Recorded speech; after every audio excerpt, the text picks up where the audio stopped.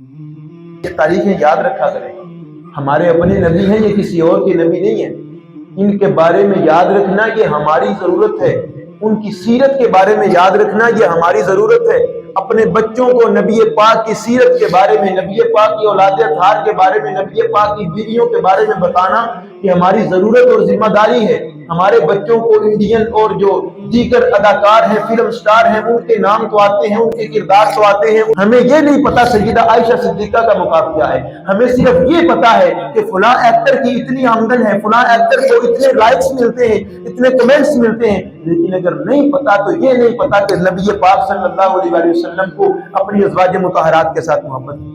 اگر نہیں پتا تو یہ نہیں پتا کہ نبی پاک کی کتنی بیویاں تھیں، کتنی بیٹیاں تھیں، کتنے بیٹے تھے۔ آج بچوں کو اٹھا کے دیکھ، بڑوں کو بھی اب نہیں پتا ہوگا۔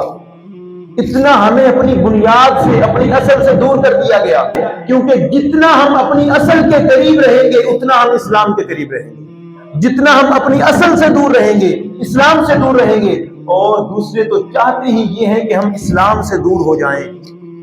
جب تم اسلام سے دور ہوگے، جب تم ان کے رنگ میں رنگ جاؤ گے، جب تم ان جیسا صرف اپنی عبادات کو رسمی کر لو گے، رمضان کو ایک رسم سمجھو گے، اسی طرح عید کو ایک رسم سمجھو گے، اسی طرح تم دیگر معاملات کو ایک رسم کے طور پر مناؤ گے، پھر تمہارے اندر سے اسلام ختم ہو جائے گا۔ جب اندر سے اسلام ختم ہو جائے گا، تمہارے اور ان کے اندر فرق باقی نہیں رہے گا۔ یہی وہ چاہتے ہیں۔ یہ کوئی جذباتی بات نہیں ہے۔ آپ کبھی تاریخ کا مطالعہ کر کے دیکھ لیجیے، کبھی ان کی سازشوں کو پڑھ کے دیکھ لیجئے کہ کتنے وہ لوگ جال بچھاتے ہیں صرف اس لیے کہ امت مصطفیٰ کو نبی پاک کے دین اسلام سے دور کر دیا جائے۔ ہمارے لیے، ہمارے سامنے صرف 5-10 ہستیوں کا نام لیا جاتا ہے اور اسلام کو ان کے اوپر بند کر دیا جاتا ہے۔ اسلام صرف 5-10 ہستیوں کا نام نہیں، تمہیں ان کا نام بھی لینا پڑے گا جنہیں مصعب بن عمیر کہا جاتا ہے، تمہیں ان کا نام بھی لینا پڑے گا جنہیں حبیب بن زید کہا جاتا ہے، تمہیں ان کا نام بھی لینا پڑے گا جنہیں سیدہ خدیجہ الکبریٰ سلام اللہ علیہا کہا جاتا ہے، جنہوں نے مال، اپنا تن، من، دن سب کچھ نبی پاک کے لیے قربان کیا اور اس بات کا اعلان کیا، یا رسول اللہ اگر گھر میں آپ کو حمایت چاہیے ہم آپ کے ساتھ ہیں، اگر باہر آپ کو حمایت چاہیے، صدیق اکبر نے کہا ہم آپ کے ساتھ ہیں، اگر آپ کو سفر کے اندر مشکل آتی ہے ہم آپ کے ساتھ ہیں، اگر آپ کو حضر کے اندر مشکل آتی ہے ہم آپ کے ساتھ ہیں، یا رسول اللہ جس مقام پہ آپ کو کوئی تکلیف دے گا آپ کو بعد میں ہاتھ لگائے گا، پہلے ہمارے سینے سے گزر کے آئے گا۔ اسلام کوئی ایک محدود دین نہیں ہے۔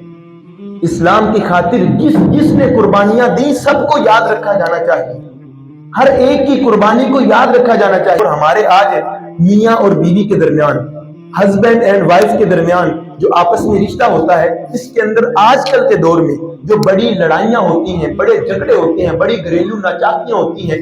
کبھی اس کی طلاق کا معاملہ سامنے آ گیا، کبھی اس کی طلاق کا معاملہ سامنے آ گیا، تو میں کہتا ہوں ہم آج اس بات پر اگر غور کر لیں کہ نبی پاک کے ساتھ سیدہ خدیجہ الکبریٰ نے 25 سال گزارے ہیں،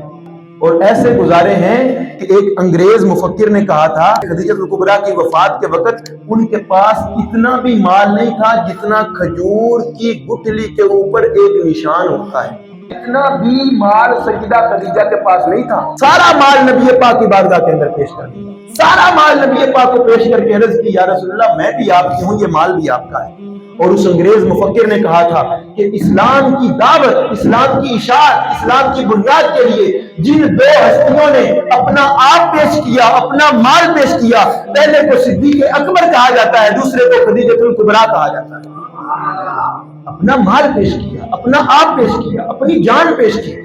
اللہ اکبر۔ خدا کرے ان باتوں کو آپ یاد رکھیں، لیکن حقیقت یہ ہے کہ ہم نے ان شخصیات کو بھلا دیا ہے۔